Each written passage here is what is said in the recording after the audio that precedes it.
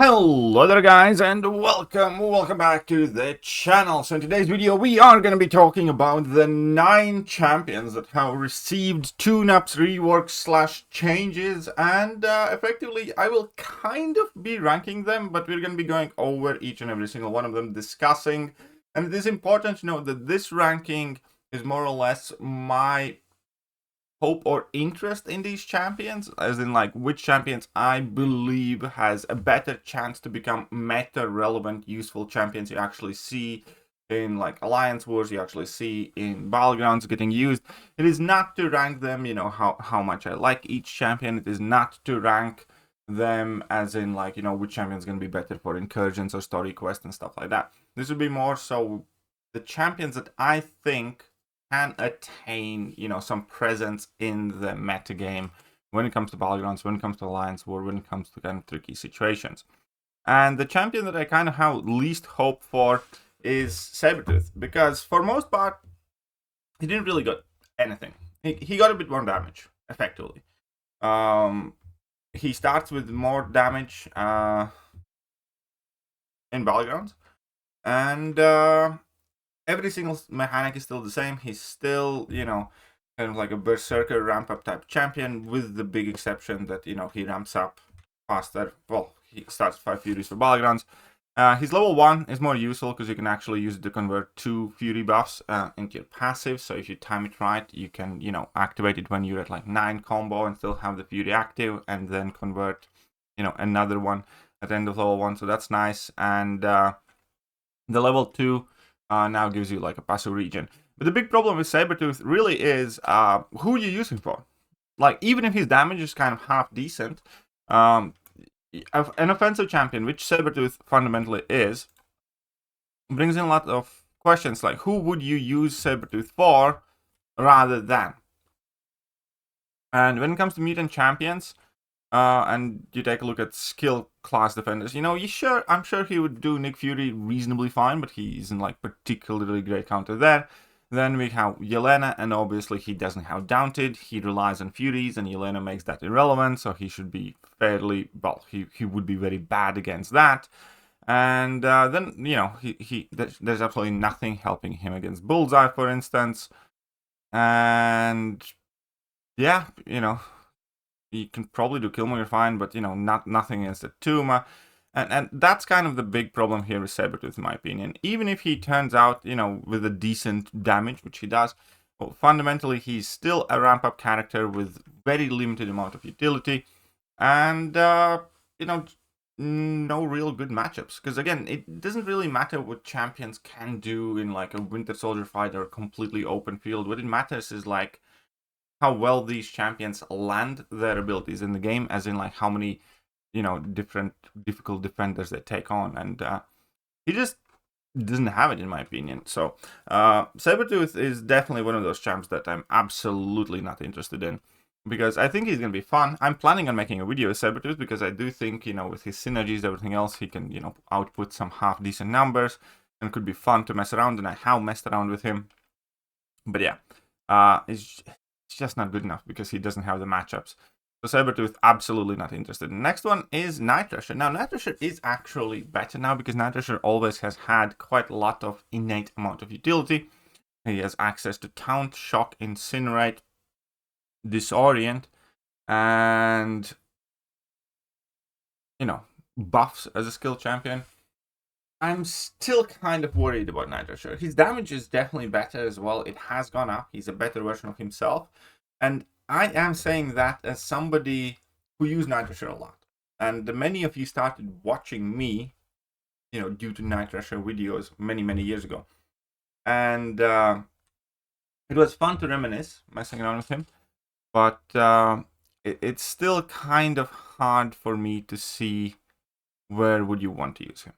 Yeah, his skateboard attacks bypass away, then you have access to that from the very beginning, but that again gives you fairly limited playstyle. And the biggest issue with Nightcrusher is the complexities of the fight and upkeep, because everything needs to be very straightforward. Like, everything needs to go very well. And that is easier to achieve with more straightforward champions, which Nightcrusher is not. You need to ramp him up as well effectively with multiples of level 1s. He does have power gain mechanic that does make it quicker, but still. And then you need to be able to land your heavy attacks or knock the opponent down easily and frequently. And then obviously you need to get your level 2 for kind of like the big damage cash out whilst ramping up your furies. All of that is quite a big investment, reality. I have very difficult time seeing that being worth it. And again, looking at the Science Defender list, for instance, I know it's not big, but would he do Photon particularly well? No, not really, because you're gonna have a very difficult time knocking down Photon, because he can't bypass miss, so he can't parry, and it's not gonna be an easy fight. Does he Thing well?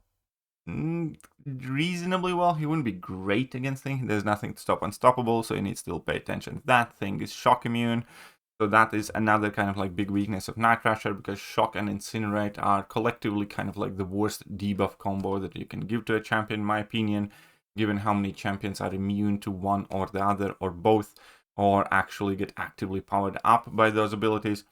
And yeah, I love Nightcrusher.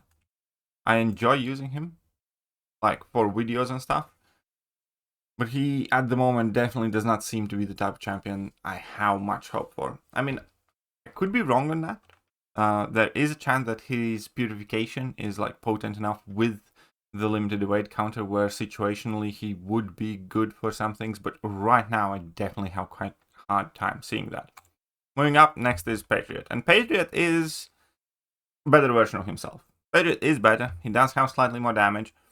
And you do get rid of his weakness where you charge your heavy attack for the reversal, and then AI just kind of gets stuck on you. But ultimately, with Patriot as well, like if somebody will want to use Patriot, I believe they will be able to get half decent results out of Patriot now after his tune-up.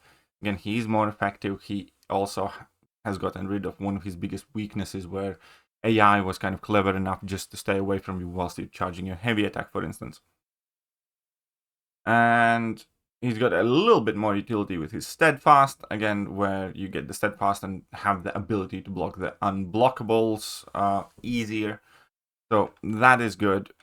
So Patriot is definitely a champion that I can see being good situationally. Like I believe once he already was in one of the Eternity of Pain fights. But besides that, I still have very, very difficult time seeing him outperform some of the other top skill options. Even for, Photon, even though he has slightly more damage, there's still no doubt that Mantis and Crossbones are better and faster for Photon. And that's his best matchup, basically. And we'll see how he does. I'm hoping he's useful for stuff because I do have him as a duped 7-star. But from what I have played around, I don't feel his tune-up kind of did enough for him. I really don't. Maybe I'm wrong. And he does have a chance to become a meta relevant champion, in my opinion, even though I'm quite doubtful because, again, his one best matchup is a matchup where other champions are better at, and then he doesn't have that many great matchups. So here we go. Moving on, next up is Calobsidian. And Calobsidian has two good things. He can parry non-contact attacks, which is quite good and useful for a Cosmic Champion especially, because that is kind of like one of the things that makes him very good for Arnim Zola, and he's going to be a decent Zola counter. Start with 3 missions completed in Battlegrounds. That's gonna let him have access to more damage than he normally would. But as I was testing Cal, his big downfall is twofold in my opinion. They did not touch his block proficiency. It's quite bad, and he takes a ton of damage blocking.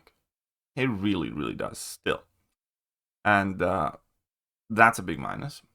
And then there is Sanya Ground Mastery. He's a character where you want to be spamming your heavy attack a lot. I have never been the biggest fan of Carl's animations because the heavy attack seems to be suspiciously slow, and a lot of champions seem to be able to recover when they shouldn't before your first hit lands. But that's a bit separate issue. And then a champion that needs to be spamming his heavies obviously is going to be taken in by Standing Ground Mastery as well. So you will always need to be kind of like more mindful and conscious how you activate your heavy attacks because you can't throw them willy-nilly anymore. All that said, I think there is a way he can be decent. Because he was always kind of like CGR version 1.0. But being a ramp-up character, being a champion that's slower, being a champion that's taking more chip damage, and zero immunities, unlike CGR, he never kind of like came close to the popularity of that. I can see him being decent. Not nowhere close to top of my priority list. Part of it is, again, personal, kind of like dissatisfaction. He feels very clunky to me. But putting that aside, I can see him being a used character now and then. I'm still doubtful on that. So he's not anywhere higher on my list here now. And now we're going to be looking at the top champs, in my opinion. Well, the better half. And Yondu is actually kind of legit now. Yondu does have fairly good damage. Problem with Yondu's damage is still that it also kind of ramps up throughout the fight. So he basically has access to very limited amount of damage until you drop your first level 2. And on the way, you need to be baiting out opponents level 1s pretty much exclusively if you want to be increasing the amount of furies that you get. And then you get your like proper damage output only after the second level 2. Obviously, you're still dealing rupture damage along the way, and he's not a champion like, let's say, Mortal Abomination, where you basically do nothing until you get to your level 2. So that is good, because the Fury duration of 14 seconds is such that you can, with the cooperative AI, you can basically just barely manage to upkeep those Furies. Now that the duration has changed, I believe. The Furies are longer, but the point in my testing, it was like when I drop my level 2 and by the time I get back to my next level 2, they are just about expired if AI is cooperating. So if you want to maintain your damage output, you kind of don't have access to that long heal block, or you will still have to sacrifice a little bit of your damage in order to access it. So that is not ideal. And this ability seems to again be slightly counteracting his ramp up, because now that you are inflicting more debuffs on the opponent, their combat power rate is significantly reduced and you can be quite aggressive against them, but it also means that they will have less access to special attacks as you are building up your level 2, which means you will be ramping up your Furies for level 2 slower. So it just kind of feels a little not thought out to me. Not well enough thought out. And his utilities, again, immunity-wise, there's nothing against Evade, Miss, or Unstoppable. He does have his heal block, he does have access to Rapture, and that's it. And again, that heal block is kind of conditional on sacrificing a little bit of your damage. So, looking at, again, what would you want to use Yondu for? He is kind of facing a similar problem that I had with Cyclops. As I was using Yondu for, random mutants, like let's say Gentle, but Gentle has massive physical resistance and Rupture is reliant on physical damage, so that's not great. Okay, so as I was using him against Onslaught, it's fine, but I'd rather be using something else. As I was using him against Mr. Sinister, again, it's a doable fight, but if Mr. Sinister throws at level 1, you're kind of dead. So I'd rather be using some other tech champion. And it just kind of went on like that. Where, regardless when I used Yondu, I still had a feeling that in most cases, or no, in all of the cases really, I was rather going to be using somebody else. Like, Jean Grey. He's fine for Jean Grey. You still have to deal with the reverse controls. It's doable, but still, I'd rather use either Jack, who's immune to reverse controls, for example, or I'd rather use Red Skull, who's significantly more tanky and seems to be, was just safer effectively. So I think Yondu's decent now, but I have a hard time justifying kind of investing in him right now. There will, there very well might be time and place for him, like specific metas, and I can see that because he definitely has solid enough damage now to perform decently enough. But again, he's not the champion that I would chase for from the Rebirth event. Moving on, we have Modok, and Modok's one of the buffs, and Modok's meta merchant defender now. He's kind of similar to Captain Britain in a sense, where there will be metas where Modok is irrelevant defender, and there will be metas where he is quite nasty on defense, and that entirely depends on your ability to parry. They did a very simple upgrade to him as a champion, and effectively, yeah. If you can parry him fine, there's very little issue. If you can't parry him, he's a completely different beast type situation. And he becomes very dangerous defender. Offensively, still, I don't think he's going to be, potent enough, aside from like some very, very oddly specific circumstances. But the big thing here is definitely, if you can parry Modok, there's no issue. If you can't, it's going to be a very annoying fight because countering his heavy is not the easiest task. Auto block means parry, and then you need to be able to either cleanse that immediately or bypass it, but him messing through abilities is making, counter list shorter. So that's how it's going to be. I think Modok he's not a Rebirth champion, so still not the champion that I'm going to be targeting there, but I do want 7-star Modok. I do want an access to 7-star Modok. It's quite likely that I'm going to rank him up as 6-star if I, don't get him awakened and signed up at some point. Because I do think there will be some of those metas where, like we had with Captain Britain, where she's just a crazy good defender and he has very few counters. And then he's going to be sitting on a bench for the rest of the time. But I do think he's going to be present and relevant occasionally. Also, given how allergic Bam is to parry mastery and parrying in general in Battlegrounds, I kind of suspect it could be quite a bit. Moving on, Dr. Voodoo. And Dr. Voodoo buff's good. His damage is not the greatest, but overall, his power control is insane. You can basically make it so that opponents, once you drop your level 2, never get special attacks, and that is awesome. Also, the fact that he's a very good Serpent and Dark Phoenix counter now increases his stock quite significantly. Now, there are a few issues with Voodoo as they exist right now. Number one is his short dashback. His short dashback always has been like point of conflict about Voodoo for many players, myself included, because very early in the game when Voodoo just came out, I kind of noticed that I get tagged more often with Dr. Voodoo than with most other champions, and that's entirely because of his incredibly short dashback. That can be deal breaker for some, or it's at the very least something to keep in mind. Then moving on, another issue with Voodoo is, and people are going to be screaming at me because it's not Dr. Voodoo's fault, but it's the fact that Nico exists. Power control aspect kind of put aside, but when we're looking at the actual matchups in just about every single instance, you'd always rather have Nico, because Nico is a potent defender, she is faster, and she does the matchups better. And yeah, you can always have like additional counter to it, but I do feel like it's going to be one more of those situations where Nico just overshadows Voodoo. But as an alternate to Nico, if you do not have one, or as like, an option of doubling up on the same matchups if they are becoming very relevant, I can see Voodoo getting used, absolutely.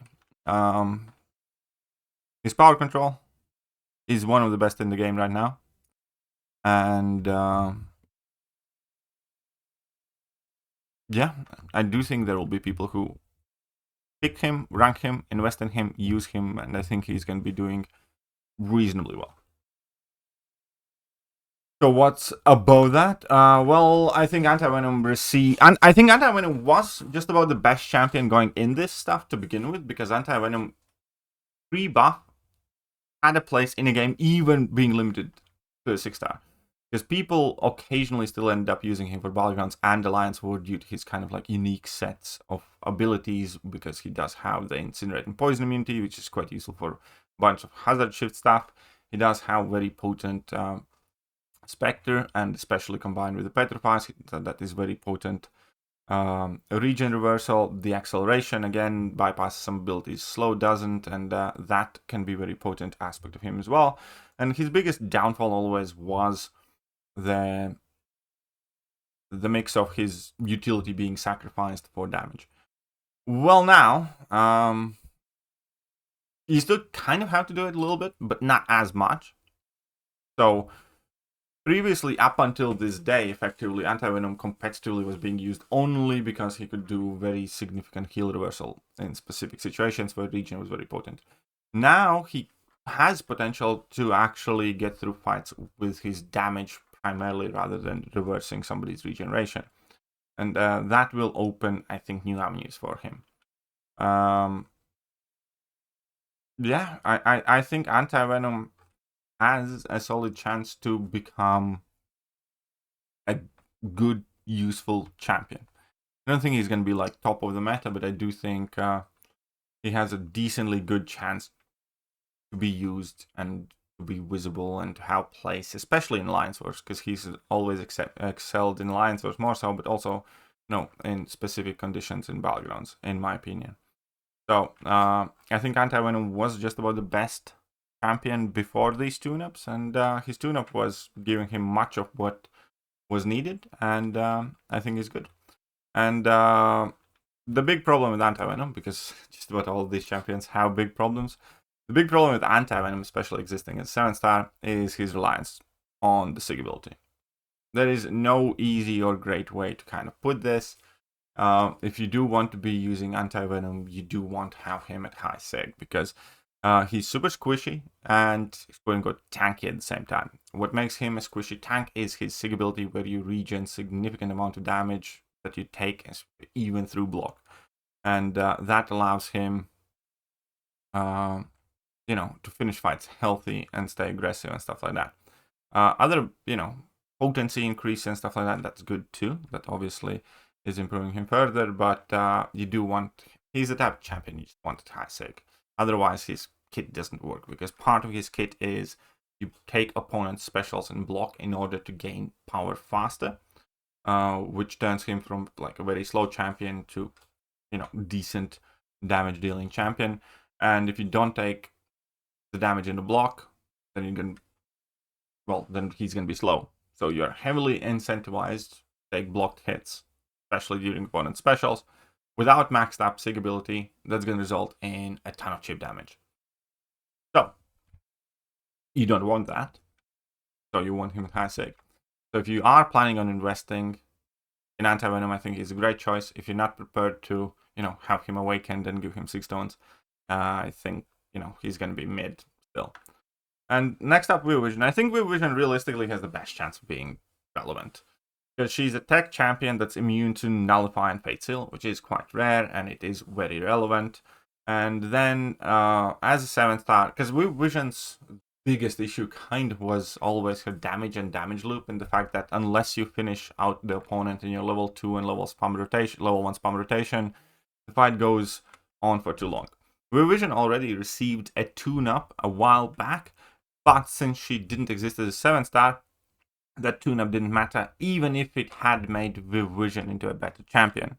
Ultimately, I do think she has been a solid champion. It's just the fact that she never existed as a 7-star was really what was holding her back. Changes to her kit basically did very little. Realistically, it didn't change her much. It's just They fixed a few bugs with her and made it so that some more of her abilities are unaffected by the ability accuracy reduction, making her better for Domino, realistically. And that's fair, because